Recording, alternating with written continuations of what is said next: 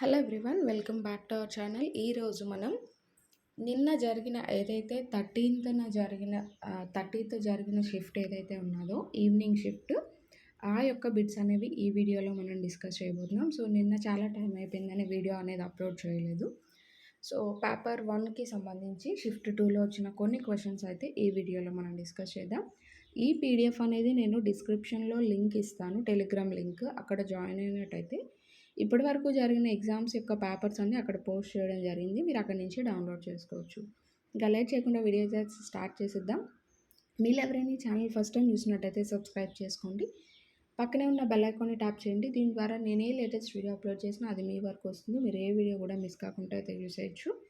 So మనకి bits కనుక చూసుకుంటే వరల్డ్ హెల్త్ డే ఎప్పుడని అడిగారు, బంగారు తీగలో హిస్టోరీ అనగా ఏంటి అని అడిగారు, ఎవరి పరిపాలనా యుగాన్ని స్వర్ణయుగం అంటారు అని అడిగారు, పాకాల చెరువు గురించి ఒక బిట్ వచ్చింది. అంటే పాకాల చెరువు ఆర్ పాకాల అభయారణ్యం ఐడియా అనేది లేదు, సో దానిపైన వచ్చింది. యుఎన్ఓ అనేది వారసత్వ ఆశగా ప్రకటిస్తూ ఉంటుంది కదా, సో అందులో ఏం ప్రకటించారు అని తెలంగాణకు సంబంధించిన కొన్ని చారిత్రక ప్రదేశాలు అనేవి ఇచ్చారు. క్రింది వాటిలో కాలుష్య కారకం కానిది ఏది అని చెప్పి ఇవ్వడం జరిగింది. కొన్ని ఆప్షన్స్ అనేవి ఇవ్వడం జరిగింది. అరుణాచల్ ప్రదేశ్ యొక్క రాష్ట్ర భాష ఏంటి అని అడిగారు. ఆనకట్టలో నీటిని, అంటే ఆనకట్టలో నీటిని బయటకు వదులుతూ ఉంటారు కదా, సో అవి వేటిలో కొలుస్తారు అని అడిగారు. చెరువు నీటి నుంచి మంచినీరు తయారయ్యే దశలు అడిగారు అనమాట. ప్రతి ఒక్క సెషన్లోని ఈ దశల పైన బిట్ అనేది వస్తుంది. ప్రీవియస్లో ఏంటంటే కాగితం తయారీ దశలు అడిగారు, సో ఇప్పుడు ఈ యొక్క దశల గురించి వచ్చింది. కారు అనే దానికి నానార్థం అడిగారు. ఉత్పలమాల యొక్క గణాలు అడిగారు. ద్విరుక్త టకార సంధి కానిదేది అని చెప్పి కిందన కొన్ని ఆప్షన్స్ ఇచ్చారు. త్రిభాషా సూత్రాన్ని ప్రతిపాదించిన వారు ఎవరు, అలాగే 3, 4, 5 క్లాసెస్లో ఈవీఎస్ని పరిసరాల విజ్ఞానం 1, 2గా ఎవరు ప్రతిపాదించారు అని, అంటే పెట్టాలని చెప్పి ఎవరు చెప్పారు అని అడిగారు. మధ్యగతం పైన మ్యాథ్స్లో 2 సమ్స్, భిన్నాల పైన 2 సమ్స్ వచ్చాయి. 6 యొక్క గుణిజాల్లో 8వది అండ్ సంథింగ్ ఏదో బిట్ అనేది రావడం జరిగింది.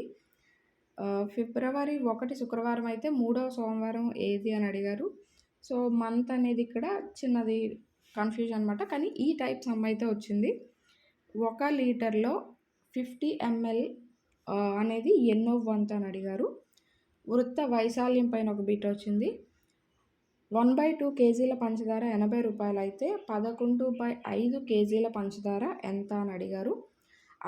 ఇంగ్లీష్కి సంబంధించి ఆల్ఫాబెటికల్ ఆర్డర్కి ఒక bit, spotting errors, active voice, passive voice, direct indirect speech పైన బిట్ వచ్చింది. అలాగే టెన్సెస్లో simple present tense, present perfect tense పైన కూడా బిట్ వచ్చింది.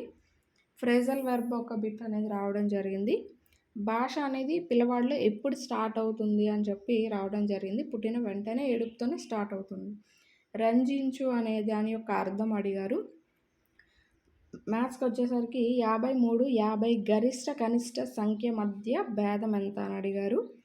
నీటి ఏరియేషన్ పద్ధతి పైన ఒక బిట్. హైదరాబాద్ నిర్మాత ఎవరు అని అడిగారు. తిరోగమ అవరోధం పైన బిట్ వచ్చింది. సైకాలజీలో అభ్యసన బదలాయింపు. అలాగే వైగోర్స్కి, కోల్బర్గ్, కోఫ్కా, వర్ధమర్ పైన వచ్చింది.